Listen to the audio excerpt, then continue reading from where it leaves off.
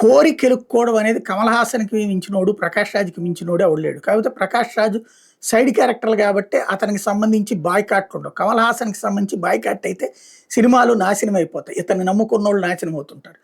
ఇప్పుడు తాజాగా ఏదైతే తమిళంలో నుంచి కన్నడ పుట్టుకొచ్చింది అంటూ అతను ఇచ్చినటువంటి స్టేట్మెంట్తో కన్నడ రగిలిపోతుంది. పార్టీలకు అతీతంగా ప్రతి పార్టీకి సంబంధించి, అది Bharatiya Janata Party, Congress Party, JDU అందరూ ఇప్పుడు కమల్ హాసన్ని వేసుకుంటున్నారు. ఎవడు చెప్పాడు నీకు మాది 2200 సంవత్సరాల భాష అని చెప్పేసి. దానికి ఆన్సర్ చెప్పాల్సినటువంటి కమల్ హాసన్ ఏమంటాడు, మా తమిళ రాష్ట్రం చాలా గొప్పది, తమిళంలో చరిత్ర చాలా గొప్పది అంటాడు. ఎవడడిగాడు? ఇప్పుడు కన్నడ తమిళాల మధ్యన గొడవ ఎప్పటి నుంచినో తగలడుతోంది.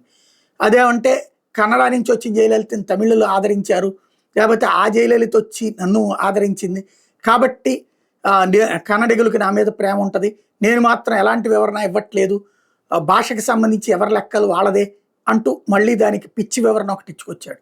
ఓ పక్కన తమిళనాడులో ఈయనకేమో రాజ్యసభ సీటు డిఎంకే ఇవ్వబోతోంది, తద్వారా సంతోషం. అదే సందర్భంలో ఆ తగ్ లైఫ్ సినిమాకి సంబంధించి ఇప్పుడు బాయ్కాట్ అంటూ కర్ణాటకలో నినాదం. ఓవరాల్గా ఆయన నమ్ముకున్నందుకు ఒక రాష్ట్రంలో నాశనం కాబోతుంది.